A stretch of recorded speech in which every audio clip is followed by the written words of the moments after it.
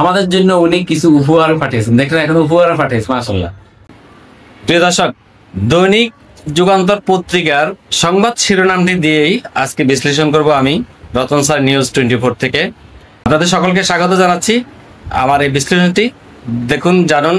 তাহলে দেখি কি বললেও যুগান্তর পত্রিকা। সংস্কার না হলে নূরের পরিণতি আমাদের জন্য অপেক্ষা করছে, হাসনাত আব্দুল্লাহ বলছেন। এই বিষয়টি নিয়ে আরেকটু বিশ্লেষণ করি, দেখি কি আছে সংবাদে। জাতীয় নাগরিক পার্টির এনসিপির মুখ্য সংগঠক দক্ষিণাঞ্চলের যে হাসনাত আব্দুল্লাহ, আপনারা নিশ্চয়ই তাকে চিনেন। জুলাই যোদ্ধাদের মধ্যে একদম অগ্রভাগে যার ভূমিকা ছিল সেই হাসনাত আব্দুল্লাহ, তিনি বলছেন কি, তারেক জিয়াকে দেখেছি মুসলেখা দিয়ে দেশ ছেড়ে দিতে, নৃশংসভাবে মেরে মাজা ভেঙে দিয়েছিল তারেক জিয়ার। একই পরিণতি আমাদের জন্য অপেক্ষা করছে যদি আমরা নিয়ম পরিবর্তন না করতে পারি। খালেদা জিয়ার যে পরিণতি হয়েছিল, আমাদের জন্যই একই পরিণতি অপেক্ষা করছে যদি আমরা নিয়ম পরিবর্তন করতে না পারি। নিয়ম পরিবর্তনের জন্য যেটার নাম আমরা দিয়েছি সংস্কার, এটার জন্য আমাদের অবশ্যই ঐক্যবদ্ধ থাকতে হবে। হাসনাত আব্দুল্লাহ এই কথাটি বলেছেন। তিনি বলছেন যে নূরের উপর যে আক্রমণটা হয়েছে এটা আমাদের জন্য একটা মেসেজ। আমরা বলছি আমাদের নির্বাচনও লাগবে, আবার বিচার ও সংস্কারও লাগবে। এই যে পুলিশ আমাদেরকে বিনা বিচারে বিনা মামলায় ঘর থেকে তুলে নিয়ে যাবে, এটার ফয়সালা কি হয়েছে? নেওয়ার পরে যে আমাদের পরিবারকে অবগত করবে, এটার ফয়সালা কি হয়েছে? তিনি অনেক অত্যন্ত একটা গুরুত্বপূর্ণ কথা, কিন্তু এগুলা বিনা বিচারে আমরা দেখেছি যেভাবে মানুষদেরকে, জনসাধারণকে ধরে নিয়ে যেত পুলিশ, বলতো যে আমরা নিয়ে নেই, আমাদের কাছে নাই, অস্বীকার করতো। এভাবেই গুম করে ফেলতো, টাকা চাওয়া হতো। হ্যাঁ, পুলিশরা একটা নিয়োগ বাণিজ্য করত, আসামি ধরে ধরে তারা অনেক কোটি কোটি টাকা ইনকাম করে, এর ফলে বলতো যে আমরা নিয়ে নেই, লাস্ট তারা গুম করে ফেলতো অথবা মেরে ফেলতো। এরকম অসংখ্য আছে। এটা সমাধান কি হয়েছে? এখনো সংস্কার ওইটার সমাধান হয়নি। ফলে হাসনাত আব্দুল্লাহ অবশ্যই বলবে, তার বিবেকে বলছে যে এটা তো আবারও হতে পারে। নূরের উপর যেভাবে নৃশংসভাবে অত্যাচার করেছে সেনাবাহিনী এবং পুলিশ, এটা দেখে সবাই বলবে যে আগামী সরকার যেই আসুক, পুলিশের এটা কিন্তু পরিবর্তন হবে না, এই নীতির পরিবর্তন হবে না। তাদের যে এই চরিত্র, তারা আগেই লাঠি পিটা করতে করতে করতে তাদের একটা হাতের মধ্যে একটা স্পিড এসে গেছিল। তো মাঝখানে কিছুদিন বন্ধ ছিল, এখন আবার শুরু হয়েছে। এই যে নূরের উপর যে তাদের যে আক্রমণটা, এটা কেউ মেনে নিতে পারছে না। কেন এত আক্রমণ হলো? নূর কি কারো ক্ষতি করেছে? আমার মনে হয় না সে কারো ক্ষতি করেছিল তখন। তো দেখুন, হাসনাত আব্দুল্লাহর অনেক কিন্তু পয়েন্ট আছে। ছেলেটা দেখুন, রুমিন ফারহানা হাসনাত আব্দুল্লাহকে নিয়ে অনেক কথা বলেছে। রুমিন ফারহানা হাসনাত আব্দুল্লাহকে ফকিন্নির বাচ্চা বলেছে। এই হাসনাত আব্দুল্লাহ ঢাকা ভার্সিটির ছাত্র, তাকে ফকিন্নির বাচ্চা বলছে। তার যে মেধা, যে প্রজ্ঞা, দেশের প্রতি যে তার ভালোবাসা, আন্তরিকতা, দেশের প্রতি যে মহব্বত, যে এরকম কতজনের আছে মাতৃত্ববোধ, দেশাত্মবোধ, তাদেরকে নিয়ে বলবেন আপনার ফকিন্নির বাচ্চা? হ্যাঁ, তাদের কথা আপনারা শুনবেন না? জুলাই অগ্রভাগে যারা ছিল তাদের কথা শুনতে হবে সকলকে। কেন শুনবেন না? জুলাই অগ্রভাগে তারাই ছিল, আপনারা ছিলেন, আমি ছিলাম না, আমরা তো পিছনে ছিলাম। আমরা যারা ছিলাম পিছনে ছিলাম, তাদেরকে আমরা সামনে এগিয়ে যাওয়ার জন্য বলছি।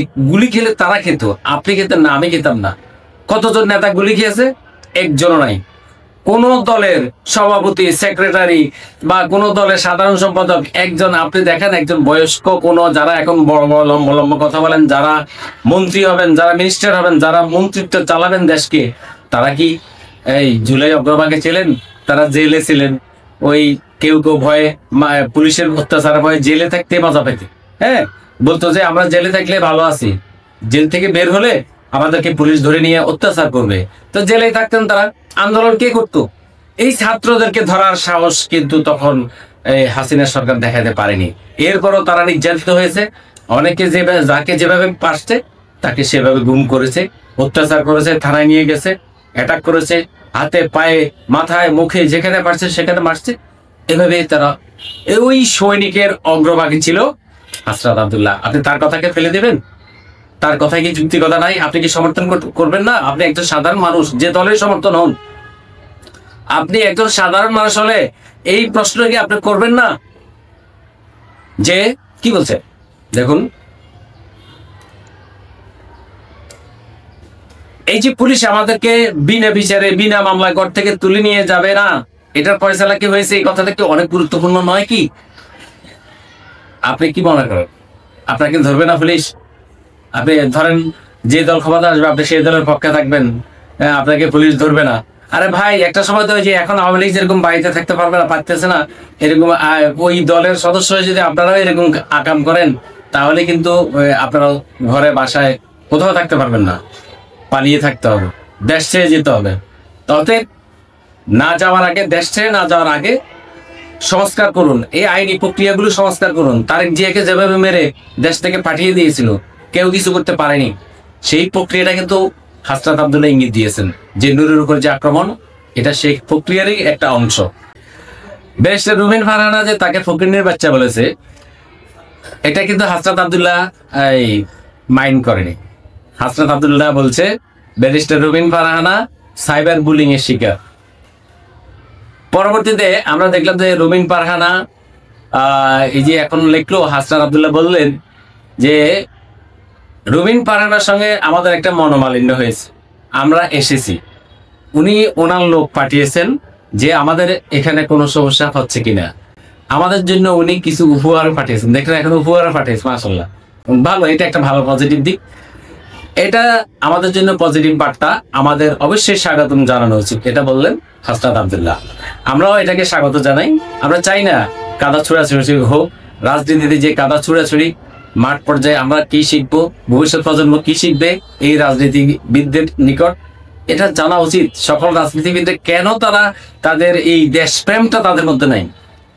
আমি দেখি না একজন রাজনীতিবিদের মধ্যেও যে দেশপ্রেম, শুধু আছে লুটপাট, তারপরে কিভাবে দুর্নীতি, ক্ষমতার অপব্যবহার, এগুলো ছাড়া রাজনীতিবিদদের আর কোনো চিন্তা নেই। দেশকে কিভাবে করবেন তাদের নিজস্ব কোনো আইডিওলজি নেই, তাদের আইডিওলজি তারা ব্যবহার করছেন না। অনেক এই যে বড় বড় মেধাবী রাজনীতিবিদও আছে আমাদের দেশে, যারা অনেক কিছু করতে পারেন কিন্তু ওই সুযোগ পান না, অথবা এই ভালো কাজ করতে গেলে অনেকেই খারাপ মনে করে, সেজন্য অনেকেই করে না, আবার অনেকে রাজনীতিও ছেড়ে দেন। প্রিয় দর্শক, আমার এই বিশ্লেষণটি যদি ভালো লাগে তাই লাইক ও শেয়ার করবেন। ধন্যবাদ সবাইকে, আসসালামু আলাইকুম, ভালো থাকবেন।